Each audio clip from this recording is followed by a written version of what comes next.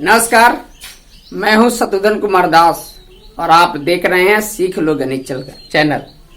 देखिए, आज हम आपके लिए लाए हैं अम्ल, भस्म और लवण। क्या लाए हैं?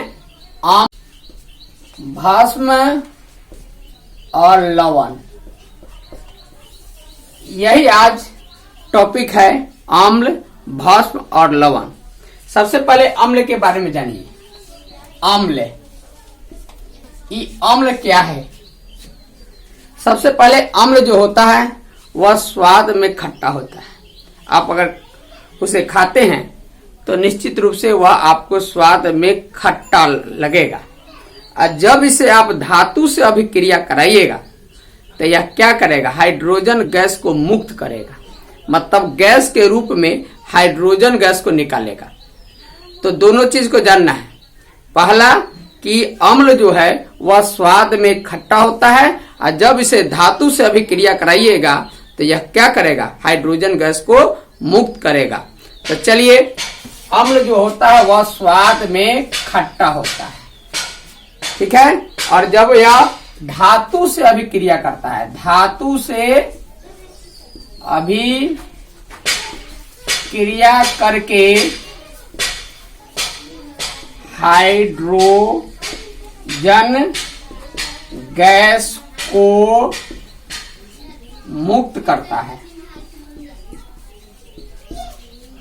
अब देखिए, यह स्वाद में खट्टा है और हाइड्रोजन गैस को कब मुक्त कर रहा है? जब इसे धातु से अभिक्रिया कराई जाती है।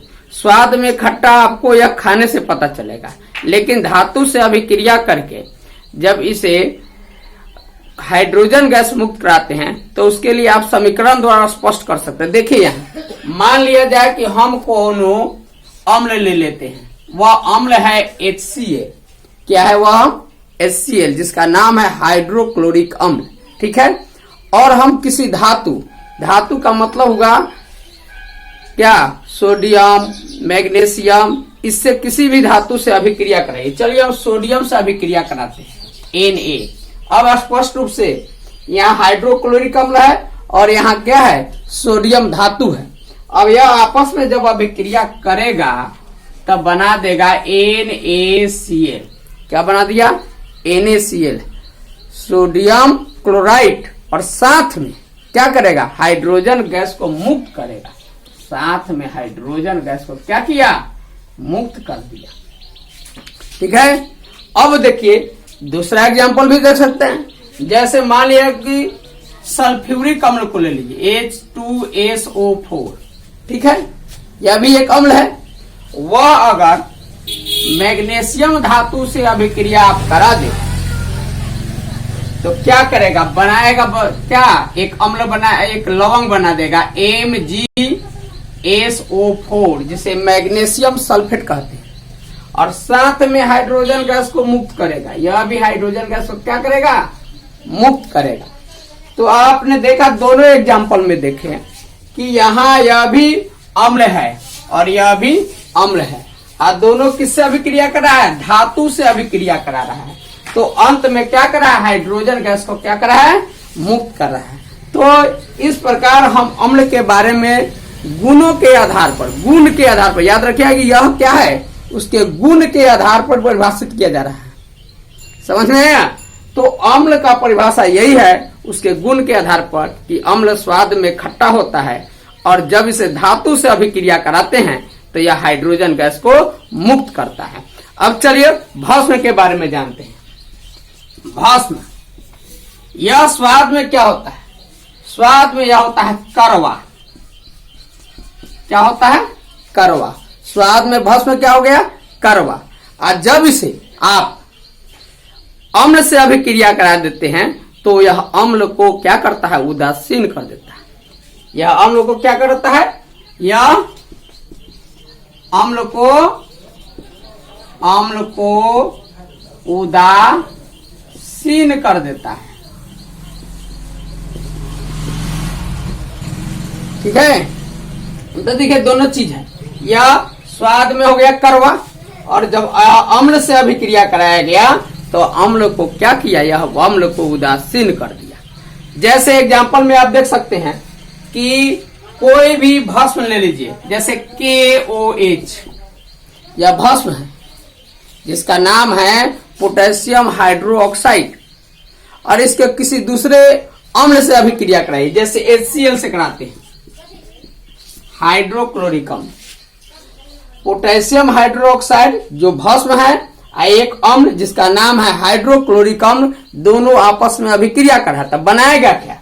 बनाएगा लवंग KCl, पोटेशियम क्लोराइड, और साथ में बना देगा जल H2O।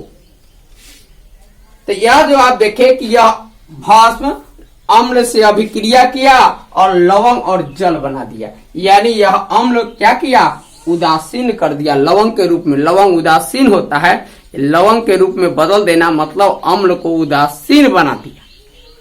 दूसरा एग्जांपल ले सकते हैं NaOH यानी सोडियम हाइड्रोक्साइड को किसी दूसरे अम्ल से अभिक्रिया करा दीजिए, करा दे। चलिए H2SO4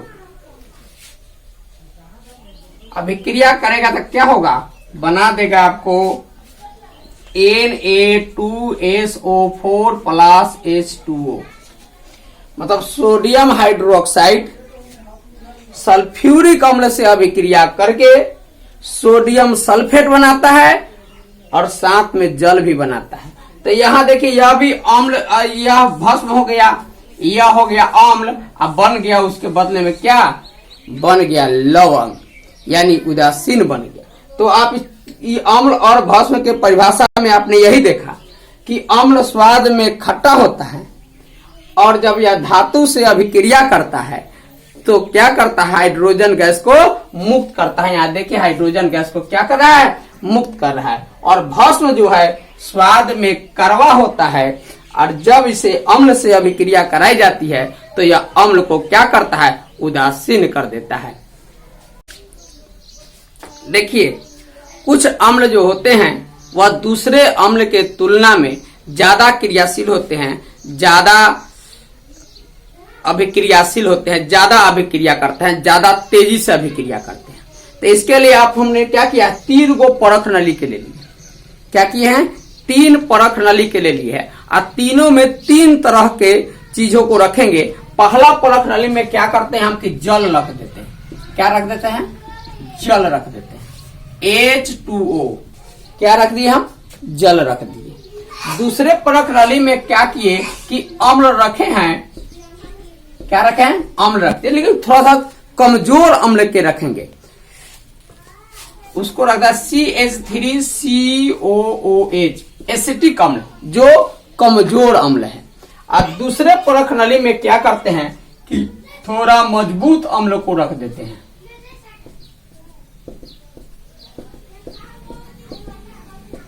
जिसका नाम है HCl, हाइड्रोक्लोरिक अम्ल को रख। अब 3 गो परख नली, हमारे 3 गो परख नली ले लिए हैं। एक परख नली में हमने जल को रख दिया, ठंडे जल को। दूसरे परख नली में हमने कमजोर अम्ल यानी एसिटिक अम्ल को रख दिया, और तीसरे परख नली में एक मजबूत अम्ल जिसका नाम है हाइड्रोक्लोरिक अम्ल, उसको रख दिए। और तीनों परख नली में हमने क्या किए करेंगे कि लोहे के बुराद यानी छोटे छोटे महीन लोहे के बुराद को उसमें डाल देंगे। डाल दिए, चलिए यहां इसमें डाल दीजिए आप। चलिए डाल दिए, यहां भी डाल दिए, सब तीनों परख नली में डाल दीजिए आप लोहे को। लोहा के बुराद को क्या कीजिए? डाल दीजिए। लोहा का सूत्र होता है Fe। चलिए Fe लिख देते हैं यहाँ, Fe, इसमें भी Fe। ठीक है, लोहा का बुराद को क्या किया कि रख दिए। अब देखिए, अब थोड़ा देर के इसको इंतजार करते हैं कि इसमें अभिक्रिया हो। तो देखेंगे क्या इसमें किसी प्रकार की कोई अभिक्रिया नहीं हो रही है। जल, जहां जल में जो लोहा को डाले हैं, लोहा को महीन कणों को डाले हैं, उसमें किसी प्रकार की अभिक्रिया नहीं हो रही है। और दूसरे परख नली में देखेंगे कि अभिक्रिया हो रही है, लेकिन धीरे धीरे में से बुलबुला निकल रहा है। धीरे धीरे क्या हो रहा है? बुलबुला निकल रहा है। अब तीसरे परख नली में देखेंगे कि इसमें से बुलबुला बहुत तेजी से निकल रहा है। बुलबुला क्या कर रहा है? बहुत तेजी से बुलबुला निकलेगा। ठीक है, बुलबुला बहुत तेजी से निकलेगा।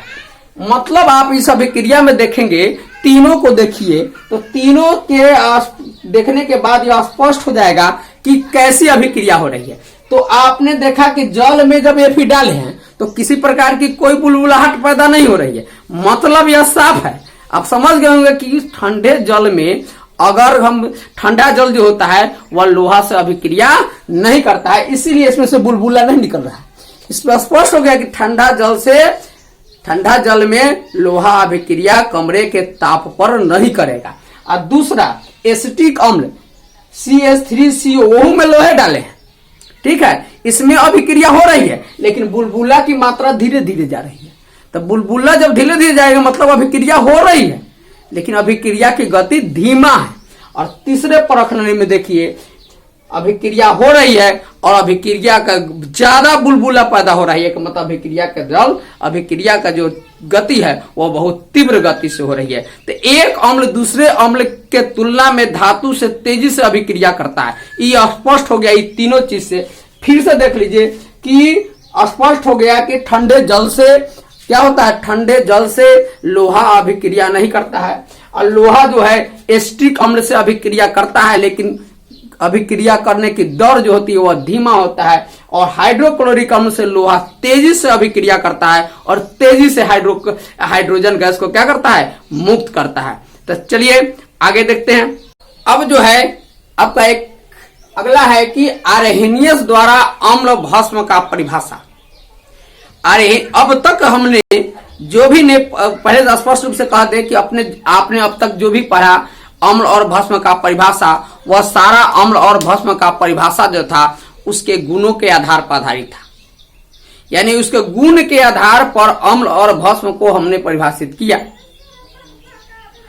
पहली बार आर्हेनियस ने क्या किया, उन्होंने यह किया कि गुण से हटकर एक अम्ल भस्म का परिभाषा दिया और अच्छा परिभाषा दिया। उन्होंने क्या कहा, अम्ल के बारे में भी एक ऐसा परिभाषा दिया जो उसके गुण से हटकर था और भस्म के बारे में भी ऐसा परिभाषा दिया जो उसके अब तक जो गुण थे उससे हटकर था।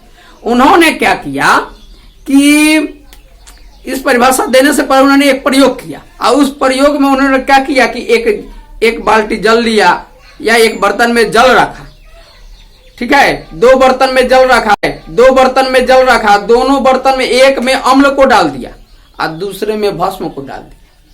ठीक है, क्या किया उन्होंने, दो बर्तन पानी लिया, एक बर्तन में अम्ल को डाल दिया और दूसरे बर्तन में भस्म को डाल दिया और दोनों से होने वाले अभिक्रिया को देखा।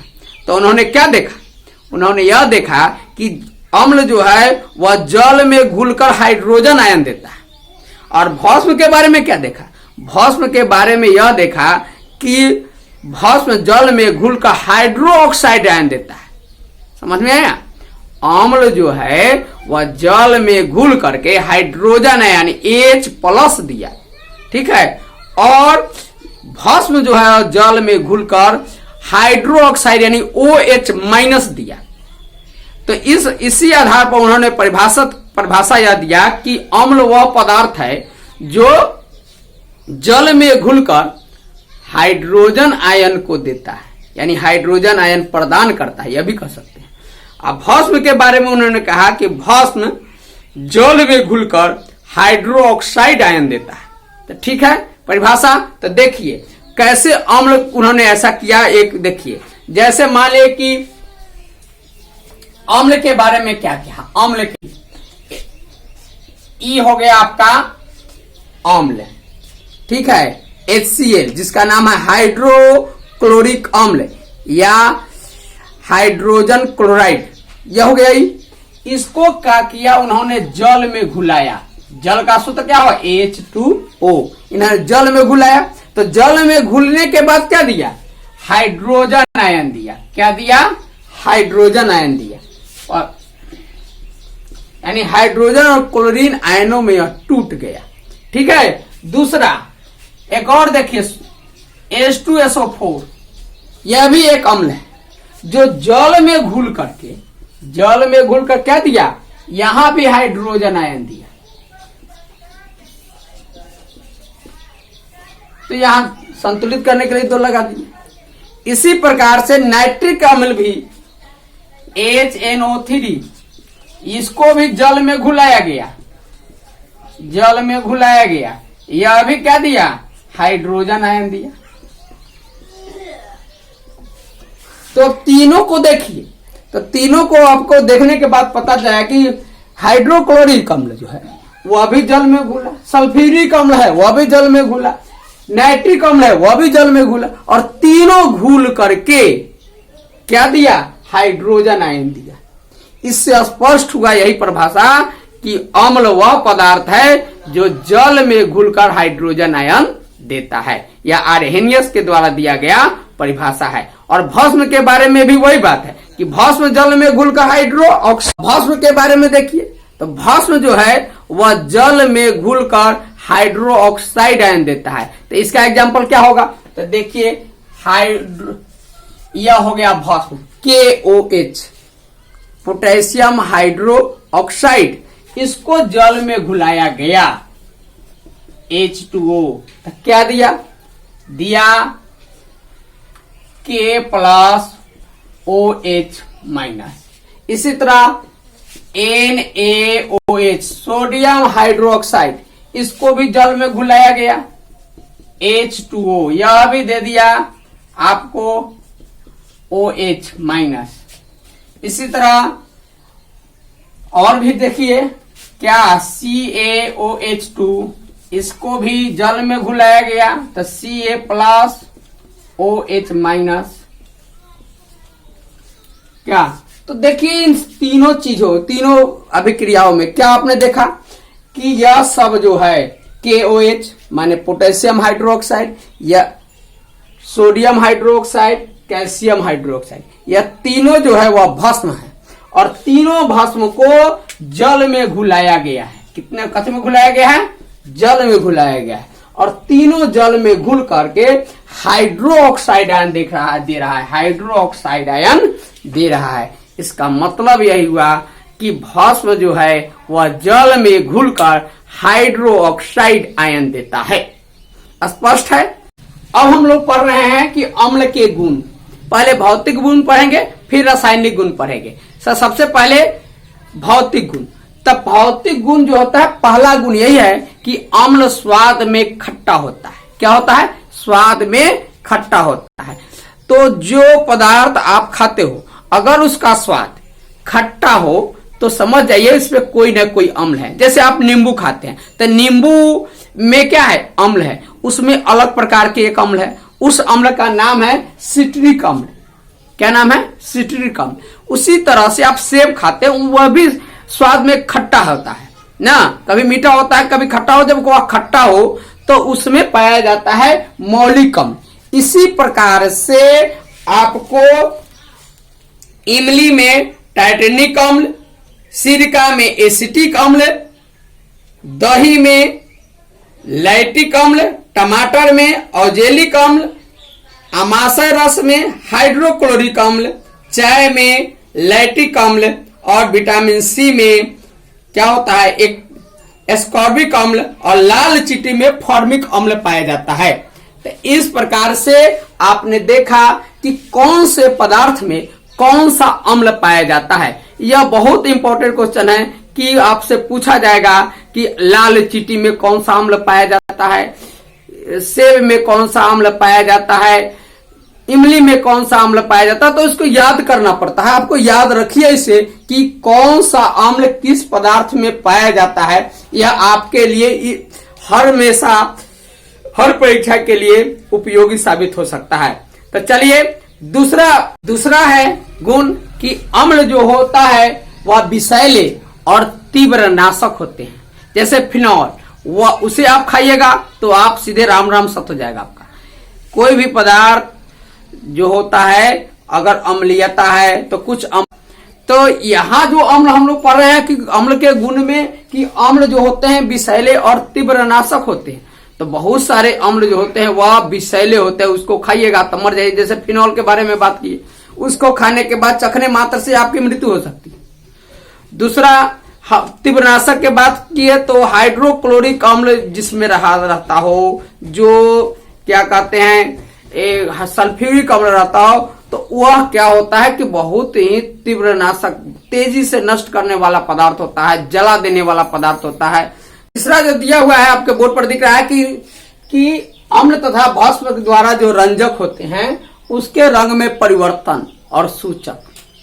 सूचक क्या होता है? सूचक वह होता है कि अगर अम्ल उस पर रखा जाए या भस्म में रखा जाए तो दोनों स्थिति में रंग में जो परिवर्तन होता है वह अलग अलग होता है।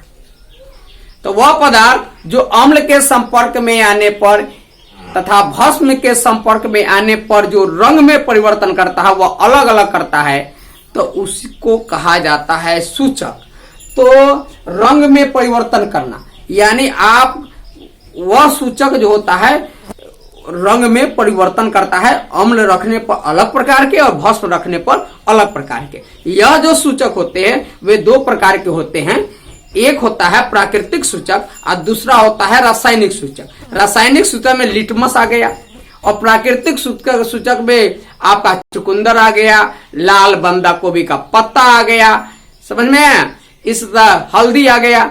इस प्रकार से आपको रंग में परिवर्तन करता है। तो आपका स्पष्ट रूप से आपको बोर्ड पर दिख रहा होगा कि सूचक में अगर लिटमस है तो वह क्या करेगा, लाल, अगर उसको क्या कीजिएगा, उसमें अम्ल डालिएगा तो उसको लाल कर देगा, और अगर भस्म डालते हैं तो वह नीला कर देगा। उसी तरह मिथेल ऑरेंज जो रासायनिक सूचक है उसमें अगर कोई अम्लीय पदार्थ को डालिएगा तो वह उसका रंग लाल हो जाएगा, और अगर क्षारीय पदार्थ पर इसको क्षारीय पदार्थ पर डाला जाए तो वह पीला हो जाएगा। इसी तरह फिनोल्फथैलीन जो है उसमें अगर अम्ल को डाला जाए उसमें कोई रंग में परिवर्तन नहीं आता है, और जब क्षारीय पदार्थ डाला जाएगा तो वह गुलाबी हो जाता है। इसी तरह प्राकृतिक सूचक में देखिए हल्दी, तो हल्दी जो है, हल्दी पर अगर अम्ल डालते हैं तो उसका रंग पीला हो जाएगा, अगर क्षारीय पदार्थ डालते हैं तो लाल भूरा हो जाएगा। इसी प्रकार प्राकृतिक पदार्थों में चुकंदर ले लीजिए, चुकंदर पर अगर अम्ल का व्यवहार करते हैं आप तो वह लाल बैगनी रंग का हो जाएगा, और क्षारीय अगर पदार्थों का उस पर उपयोग करते हैं तो वह पीला हो जाएगा। इसी तरह लाल बंदा गोभी पर अगर अम्लीय पदार्थ को डाला जाता है तो वह लाल बैगनी रंग का हो जाएगा, लेकिन अगर क्षारीय पदार्थ डालते हैं तो वह हरा हो जाता है। अब आप पढ़ेंगे